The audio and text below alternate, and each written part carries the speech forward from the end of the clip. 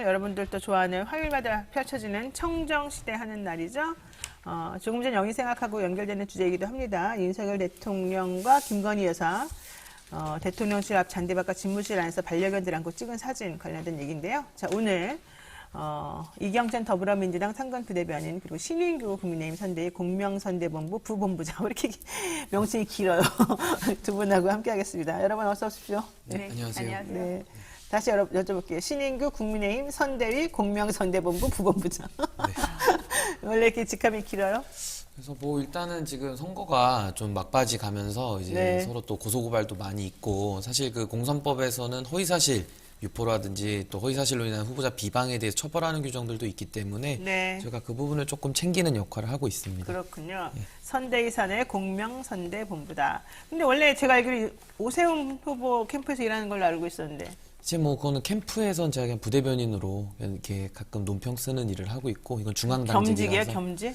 뭐 겸직이라고 하기에는 너무 임시이기 때문에 사실 네, 바쁘게 지내고 있습니다. 감투를 많이 쓰시는 분이네. 알겠습니다. 자, 제가 좀 전에 말씀드린 것처럼 윤석열 대통령하고 김건희 여사가 찍힌 사진이 이제 계속 문제가 되고 있어요. 자, 지금 보이는 5장의 사진이 논란의 주인공인데요. 사진 자체는 뭐 아름답고 좋습니다. 대통령 부부의 일상을 보여주는 겁니다. 그런데 그 사진이 대중에게 노출된 경로가 문제라는 거죠. 지금 화면 보시면은 되게 한가로이 논의는 모습인데 이게 이제 예전 대통령이 청와대 객실은 전혀 볼 수 없던 그런 모습들이기도 하죠. 자, 대통령의 공개 활동은 물론이고 사생활과 관련된 자료는 전부 다 대통령 기록물 관리에 관한 법률에 따라 관리가 되는 것이라서 대통령실 내부 모습이 담기거나 대통령의 모습이 담긴 사진 같은 것은 대변인실 등 공식 공보 담당 부서를 통하지 않은 채 바깥으로 흘러나가면 안 됩니다. 그런데 문제는 이런 것들이 이렇게 흘러나갔을 뿐더러 대통령 부인이 직접 팬카페에 전달을 해줬다. 그런데 공보 담당 부서는 이 사실조차 모르고 있었다. 이게 이제 지금 문제인 것 같습니다. 자, 우선 어느 분 먼저 얘기할까요? 우선 신인규 부대변인 말씀하실까요? 예, 뭐 저도 사실 이 사진과 지금 논란을 좀 지켜봤는데요. 네. 사실은 뭐 사진 자체만으로 보면 뭐 크게 문제는 없다고 보여집니다. 네. 그리고 또 사진도 이제 김건희 여사 개인 사진기로 이제 개인 폰으로 찍었다고 하는데요. 네. 저는 근데 이제 사실은 이게 그 이후 과정, 그러니까 그 사진을 이제 팬카페에다가 전달을 하고 그게 이제 공개가 되면서 지금 논란이 시작이 된 건데 네. 사실 저는 그 부분부터는 조금 문제를 삼는 것은 타당하다고 보입니다. 저는 네. 공직자에게 있어서 가장 중요한 것은 공사 구별인데 사실 영부인이라는 지위는 또 공직자는 아니거든요. 그러니까요. 그런데 또 그 배우자의 그 영부인의 하나하나의 역할과 행동들이 또 국민이 기대하는 수준이 있고 또 거기에 대해서 대통령이 결국은 정무적인 책임을 또 지게 되기 때문에 굉장히 저는 신중해야 될 필요가 있다. 그래서 이번에 대해서는 뭐 해프닝이라고 해야 될지 이게 조금의 그런 논란이 좀 됐는데 이 부분에 대해서는 조금 아쉬운 면이 있다. 저는 이렇게 봅니다. 조금의 아쉬움이 있다 말씀하시네요. 지금 만약에 어느 뭐 대기업의 회장 정도 엄청나죠. 그래도 그래서 이런 직위에서 이런 일이 있었다면 그냥 해프닝으로 볼 수는 있습니다. 그런데 앞서 말씀 주신 것처럼 이건 대통령 기록물로 이렇게 뭐든지 이게 보관이 되는 그런 사안입니다. 네. 이게 그냥 잔디밭에서 그냥 찍은 사진이라 보기에는 어렵습니다. 지금은 대선 뭐 후보가 아니고 이제는 대통령이다. 한 나라의 대통령과 물론 제2부속실은 없었습니다. 그럼에도 불구하고 영부입니다. 이런 점을 꼭 말씀을 해드리고 싶고요. 그리고 지금 제2부속실 얘기가 나와서 말씀을 잠깐 드리면은 네. 왜 없었습니까? 그 전에 뭐 김건희 씨께서 아무래도 자초한 의혹들이 있잖아요. 네. 학력, 경력, 허위 이런 의혹이 있는 것이고 주가 조작 의혹이 있습니다. 그 논란이 일어났을 때 네. 그러면 제2부속실을 없애겠다. 그런데 이겨 제2부속실이 차라리 있는 게 나았다. 없애고 나서 우리가 그 전에 박근혜 최순실 국정농단 경험이 한 번 대인 적이 있잖아요. 네. 그래서 이렇게 또 사적인 어떤 영역이 또 강화되는 것은 아니냐. 이 강화가 긍정적인 강화가 아닌 것이죠. 이런 우려가 있는 것이고, 네. 그리고 과거에 뭐 경호견이라든지 백화점 사진, 지금 이번엔 대통령 그 집무실이라든지 잔디에서 찍은 것도 마찬가지입니다. 이것들이 다 개인적으로 찍어서 그것도 김건희 김건희 씨가 직접 본인이 만들어 달라고 했던 그 팬카페 회장한테 전달했는지 네. 그건 모르겠지만 아무튼 팬카페를 전달을 해서 그렇게 좀 올라갔다는 거 아니겠습니까? 네. 이 경로도 상당히 문제가 있다. 그리고 이런 부분들이 너무나도 사적 영역으로 되는 부분이 되게 우려스러운 게 바이든 대통령 방한했을 때도 코바나 전시 이제 기획품이 네, 네, 네. 이것도 이제 공적 사적 구분이 안 되게끔 그게 또 전시가 되어 있지 않았습니까? 이런 부분이 지금이라도 먼저 알아서 다행이다. 그러니까 이런 논란이 앞으로는 좀 없게끔 뭔가를 조치를 빨리 했으면 좋겠다는 생각이 좀 듭니다. 그래요. 자, 보세요. 지금 국가 원수인 대통령하고 배우자 사진이 중요한 게 이제 이거죠. 대변인실이 아닌 개인 루트를 통해서 지금 나간 거고 영부인이 그냥 알아서 여기저기다가 갖다 준다는 게 지금 문제 아니에요, 솔직히. 그게 나는 좀 이해가 안 가는데. 그러면서 이제 보세요. 영부인은 대통령실에서 한 거는 이거예요. 영부인은 보안앱 깔지 않습니다. 보안을 해야 되는 대상이 아닙니다. 이렇게 말했어요. 근데 영부인이 자기 마음대로 사진 찍어서 혹은 찍어달라고 해가지고 그걸 그냥 여기저기 다 뿌릴 수도 있다는 거잖아요. 지금 현재 이걸 보면. 그럼 보안에도 안 걸리고 그분이 누구에게 무슨 사진을 주어도 전혀 문제가 안 되는 상황이 지금 된다는 거잖아요. 이 현재의 모습을 보게 되면. 근데 이게 정말 아무런 문제가 없는가. 게다가 대통령 내외 뒤통수를 찍히거나 뭐 이렇게 되게 편안하게 지금 풀어져 있는 모습 같은 것들이 사실 사진에 많이 나오는 것 같은데 이거 되게 한 나라의 국가 원수인데 상당히 안전에 기회되는데 좀 위험해 보이지 않나 이런 생각이 좀 들거든요. 어떻게 보세요? 이렇게 경호나 보안. 지금 문제가 뭐였냐면 저 화면 보시면은 막 집에서 찍은 것처럼 막 느낌이 나기도 해요. 근데 지금 문제가 용산으로 101 경비대원이 사실은 대통령의 그런 경호나 이런 걸 책임지는 분들인데 원래 4대대였는데 3대대로 줄어들면서 지금 정말 일이 많답니다. 그러겠죠. 당연히 사람이 줄어들었는 데다가 새로운 환경에서 적응하려고 그러면 그래서 그분들은 쉬지도 못하고 정말로 무슨 식초 냄새 왜냐면 너무 땀이 많이 나니까 그런 좁은 곳에서 초저름이 돼가지고 잠깐 쉬다가 가서 일 보고 이러느라고 탄환도 지금 다 잃어버리고 아직도 못 찾았다는 거잖아요. 이런 상황이 지금 계속되고 있는데 대통령하고 부인은 저렇게 그냥 편하게 여기저기 다니고 그러면 이거는 저는 좀 위험하지 않나 하는 걱정이 돼서 그래요. 어떻게 보십니까?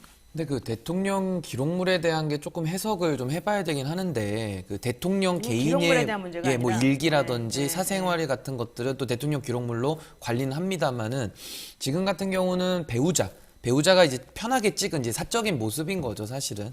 그래서 이 부분에 대해서 사진이 지금 외부에 공개가 됐기 때문에 지금 이제 문제가 된 건데 사실 대통령이라면은 국가 원수고서 또 이제 모든 국민의 또 대통령 아니겠습니까? 그럼요. 그래서 어떤 국민들은 저 사진을 보면서 상당히 또 뭐 어떻게 보면 소탈하고 또 일상의 네, 네. 모습이 우리와 동일하다는 느낌 속에서 또 친숙함을 느낄 것이고 좋아 보일 수도 있죠. 그렇죠. 네. 또 어떤 국민들께서는 또 불편함을 가지실 수도 있는 겁니다. 말씀하신 대로 뭐 여러 가지 힘든 부분이 있는데 또 뒤에 뭐 산불 얘기도 하시겠지만 네, 뭐 네. 여러 가지 있는데 굳이 저런 모습들을 보여줘야 되느냐라고 불편하실 수도 있기 때문에 저는 다시 한번 말씀드리지만 조금 더 이런 부분들은 좀 신중한 처신이 저는 필요하다고 봅니다. 그래서 이 부분에 대해서는 이제 앞으로는 향후 이런 부분이 반복돼서는 안 될 것 같고 네. 뭐 제 개인적인 얘기를 드리자면은 저도 국회에서 좀 근무하지 않았습니까? 뭐 국회는 그렇게 뭐 보안 시설 이런 건 아니에요, 사실은. 근데 저는 그래도 거기 안에서라도 혹시라도 뭐가 이렇게 문제될까 싶어가지고 사실 사진 촬영도 잘 안 하거든요. 네. 그러니까 보통 이렇게 조심을 좀 합니다. 그래서 이런 것들에 대해서는 조금 더 주의 깊게 행동할 필요가 있다 이렇게 봅니다. 그래요. 전 국회에 있을 때 사진 촬영이 있는데요. 우선은 청와대로 들어가면은 이제 지금 집무실 시스템도 물론 마찬가지일 거예요. 그 사진 촬영이 안 되게끔 아예 작동을 바로 그렇게 되는 거죠. 네, 네, 네. 근데 그런 상황인데, 그러니까 사적 영역에서는 그것이 그러니까 열려 있다라는 부분이 좀 잘못된 것인 거고요. 그리고 저는 이거 말씀드리고 싶어요. 그러니까 대통령의 배우자에 대한 대응을 공식적으로 대통령실이라든지 대변인이 대응한 게 아니고 가장 첫 번째 대응이 어디였냐면 건희사랑 회장이었습니다. 그러니까 팬카페에서 하고 있어요. 팬카페 회장이 이걸 대응을 해요. 네. 상당히 이례적이고 이상하죠. 네. 그런데 또 대응이 아니 쉬는 날 갔는데 뭐가 문제냐 이거예요. 근데 첫 번째 27일은 쉬는 날이 아니었습니다. 네. 근무하는 날이었고요. 네. 근데 그 근무하는 날에 이렇게 갔던 것도 문제인 것이고 일반 회사에서도 이렇게 솔직히 배우자 회사에 일반 회사 이렇게 가서 사진 찍는 것도 우리가 일상적인 상식에 맞지 않잖아요. 그런데 이렇게 했다라는 것이 당연히 이상한데 이게 왜 이상하냐는 것이 저는 오히려 더 이상하다. 네. 다시 말씀드리지만 앞으로 이런 일이 없었으면 좋겠다. 그리고 지금 우리 집무실 이전하고 막 그래서 그런지 실탄도 6발이 분실이 됐어요. 이런 상황임에도 불구하고 너무나도 이 괴리감을 주는 듯한, 그러니까 진짜 민생을 전혀 모르는 것 같아요. 그리고 현재 집무실에 이동하면서 거기에서 그 실제로 청소하시는 분들도 되게 분노하신다고 하지 않았었습니까? 그러니까 본인이 역할이 아닌데도 그런 역할을 해야 된다. 그러니까 그런 부분과 그 어떻게 보면은 대통령이라는 것은 국민들의 어떤 아픔을 있는지 알아야 되는데 이 사진만 보면은 딴 세상 같아요. 그래서 이런 부분도 저는 좀 지적을 하고 싶습니다. 그런데 글쎄요. 근데 또 우리 언론은 이거 지적 안 하죠. 이때 신발이 무슨 디올인가요? 저 명품 너무 몰라가지고 크리스찬 디올과 디올이 전 다른 건지 알았더니 같은 거더라고요. 그런데 이제 명품 신발이 얼마다 이런 얘기가 나오고 이건 좀 별개지만 이게 다 기획된 건 아닌가라는 생각이 들어요. 왜냐하면은 가방 어디 또 사진 찍혔던 무슨 캠퍼스 가방 같은 거 있잖아요. 그게 또 디올 제품을 약간 카피한 제품이라고 하는데 그 회사도 지금으로서 뭐 김건희 씨와 좀 지인 간에 연결돼 있는 회사가 아니냐 이런 의혹이 또 나오거든요. 그래서 이런 부분이 차라리 그러니까 그 의혹일지 사실일지 아직 모릅니다. 그렇지만 이런 부분들이 좀 이렇게 그러니까 우리가 논란이 일어나지 않아도 되는 부분을 자초하면서 만드는 것은 아닌가. 이거 참 우려스럽습니다. 그리고 저 짧게 하나만 더 해도 될까요? 너무 길게 하시는데. 그럴까요? 아니 오바마도 그렇고 뭐 이렇게 나오는 거 아니냐 그러는데요. 솔직히 오바마 대통령 집무실 사진 아니거든요. 그 관사 사진이에요. 그리고 무슨 트럼프 멜라니아 혼자서 뭐 찍은 거 있지 않냐. 이거 공식 행사 이후에 찍은 거거든요. 그것도 생일이어가지고 공식 행사 이후에 찍었다. 그래서 이렇게 사적인 영역에서 하는 것은 정말 세계적으로 이례적인 일이다라는 점을 말씀드리고 싶습니다. 뭐 일단은 사실 사진이 뭐 아름다운 사진인 건 맞는데 이거보다는 조금 더 이제 미담이라든지 조금 더 이렇게 더 국민들이 불편하지 않는 이제 그런 사진들만 저는 좀 영부인에 관련해서 나오는 것이 대통령에게도 좋다 이 말씀 드리고 제가 그 건희사랑 그 팬클럽에 대해서 저는 자세히는 잘 모릅니다만은 그 회장님이 아마 변호사님으로 알고 있어요. 근데 이분은 좀 정치를 하셨던 분으로 알고 있는데 뭐 대변인도 하시고 어느 당에서 근데 바른미래당. 근데 이제 이런 분들이 사실 자기 정치를 저는 한다고도 봅니다. 그러니까 뭐 어느 정도까지 이분들이 개입을 해서 사실은 뭐 영부인하고 어떤 식의 뭐 팬클럽으로서 활동을 하는지는 제가 잘 모르겠습니다만은 아마 좀 그런 부분도 좀 영향이 있다고 봐서 이게 대통령한테 부담이 가는 것이거든요. 그래서 조금 더 이런 부분들은 좀 신중할 필요가 있다 이 말씀을 드리고 싶습니다. 좋습니다. 이번 사진 관련해서는 대통령실의 해명도 사실은 좀 계속 왔다 갔다 했기 때문에 좀 정직하지 않았던 것 같고 좀 전에 말씀하신 것처럼 팬클럽 회장이라는 분이 계속 자기 정치하는 것처럼 자꾸 김건희 여사가 사진을 존내 도와달라고 했네마나 이런 얘기를 자꾸 하는 것도 부적절해 보인다. 좀 안 그러셨으면 좋겠어요. 근데 자기 정치할 수 있게끔 그 장을 열어준 것도 김건희 여사죠. 장을 열어준 것도 문제다. 제가 이렇게 얘기했었습니다. 근데 어쨌든 조용한 예조를 하겠다더니 결국 조용한 예조는 아닌 것 같다. 여기까지인 것 같고 더 중요한 건 이거죠. 대통령 제2부속실은 왜 폐지시켰나 이럴 거면. 차라리 그냥 공식적으로 그 하면. 부분은 제가 조금 이제 말씀을 드리자면은 정말로 청와대를 축소하자라는 것은 저는 필요하다고 봅니다. 그러니까 청와대를 슬림화하자고 했던 것이었고 그래서 이제 민정수석실 폐지를 했고 또 제2부속실도 폐지를 한 거고 사실은 영부인이라는 개념도 뭐 사실은 논란이 있겠습니다만은 조금 더 이제는 좀 이제 선진 사회로 간다고 한다면은 이제 대통령하고의 그런 관계를 좀 분리해서도 볼 수 있는 게 좀 필요하다고 보고요. 그런 차원에서 폐지한 걸로 알고 있습니다. 이번에 김건희 여사 사건하고 선진 사회하고는 전혀 달라요. 선진 사회에 이런 일이 한 건도 없었다라는 점 다시 한번 말씀드리겠습니다. 알겠습니다. 자, 사진이 찍힌 시점도 사실은 문제죠. 지금 울진에서 대형 산불이 나가지고 이재민들 많이 발생하고 200개 면적, 축구장 200개 면적이 잿더미를 보냈던 거예요. 물론 큰 불길은 잡혔었습니다만은 이 상황에서 주말을 즐기는 대통령이라고 해서 저런 모습을 한가롭게 내보이는 것이 과연 타당했는가. 특히 울진은 예전에도 산불이 났던 곳이거든요. 그래서 산불 나면 헬기라도 타고 오겠다고 그때 대선 후보 시절에 말했던 거라 그걸 안 지키셨잖아요. 또 이렇게 되면은 좀 이재민 입장에서는 속상할 것 같아요. 그러니까 예를 들면 이런 거예요. 옛날에 이해찬 총리도 총리 시절에 그 수액 골프라는 거 있죠. 그걸로 이제 사퇴를 하셨거든요. 뭐 이런 건 거기까지 비교할 건 아니지만은 뭐 맥락은 비슷하다고 봅니다. 뭐 산불이야 사실 누가 이거는 뭐 낸 것도 아니지만 빨리 진압을 해야 되는 게 맞는 건데 이런 사진이 정말로 이런 식으로 팬클럽을 통해서 이제 밖으로 공개가 되면서 시점이 또 묘하게 맞으면서 또 이런 비판을 받지 않습니까? 그래서 이런 부분들은 상당히 정말 주의해야 될 필요가 있다. 그리고 국민들의 정서도 고려해야 된다 이렇게 봅니다. 저는 이제 명품 좀 그만하고 이제 뉴스를 좀 보셨으면 좋겠어요. 제대로 된 뉴스를. 이 산불 소방 인력이 1,500명이 투입이 됐어요. 헬기가 40대입니다. 자원 산불이 절대 아니었거든요. 뭐 그러니까 우리가 그 주민들이 44명이 뭐 대피했다. 그런데 그 큰 산에 44명이 엄청 많이 대피를 한 거예요. 그래서 이런 부분도 지금은 뭐 영부인 명칭만 안 쓴다고 하더라도 그래도 영부인입니다. 그래서 본인의 자리가 어떤 자리인지를 다시 한번 알았으면 좋겠다는 말씀 드리겠습니다. 알겠습니다. 자, 두 번째 이슈 보겠습니다. 이경전 더불어민주당 상근 부대변인 그리고 신인규 국민의힘 선대위 공명성대본부 부본부장 함께하고 있습니다. 6일 지방선거 이제 꼭 하루 남았습니다. 사전선거 못하신 분들은 내일 꼭 본투표 하셔야 되는데 이재명 송영길 후보가 김포공항 이전 공약을 쏘아 올리면서 선거 막판 최대 쟁점으로 떠올랐습니다. 저도 갑자기 왜 김포공항 이전 얘기할까? 물론 김포공항 주변에 사시는 분들 예전부터 피해를 많이 호소하셨었기 때문에 옮기네 마네 말들이 많았습니다만은 민주당에서 좀 정리되지 않은 의견으로 이 두 후보가 갑자기 툭 띄우는 바람에 오히려 이게 자충수 아니냐 뭐 이런 얘기까지 했어요. 그런데 알고 봤더니 이게 예전에 국민의힘에서 먼저 내세운 또 그런 공약이었더라 이런 얘기입니다. 근데 국민의힘에서는 엄청나게 지금 비난하고 있잖아요. 자, 이런 총체적인 상황 어떻게 보십니까? 신 대변인. 예, 일단은 그 김포공항 이전에 대한 공약이 갑자기 툭 튀어나온 거는 맞습니다. 네. 예, 그건 맞고요. 지금 민주당 내부적으로도 지금 그 논의가 정리가 안 된 것 같아요. 뭐 단적인 예를 들자 그러면은 뭐 동탄에서 시의원으로 그 출마하신 분은 막 김포공항으로 가는 막 노선을 더 빨리 확충하겠다 이렇게 얘기하시고 또 뭐 제주도지사 후보들도 지금 막 다 반발하고 있지 않습니까? 게다가 이제 당 내부에서도 이제 송영길 후보는 처음에 이거 같이 주장을 하다가 지금 약간 한 발을 뺀 모양새고 또 김민석 본부장이나 조응천 위원 같은 분도 다 이런 거에 대해서 당에서 이미 다 검토가 끝났다. 못하는 걸로 하기로 했는데 좀 너무 경솔했다. 지금 이런 식으로 평가를 하고 있거든요. 내부 보고서에도 그렇게 있다고 해요. 네네, 맞습니다. 그래서 저는 사실 공항 이전 문제라는 거, 뭐 공항을 새로 만들든 이전에서 통폐합을 하든 다 논의할 수 있는 사안들인 거는 맞는데요.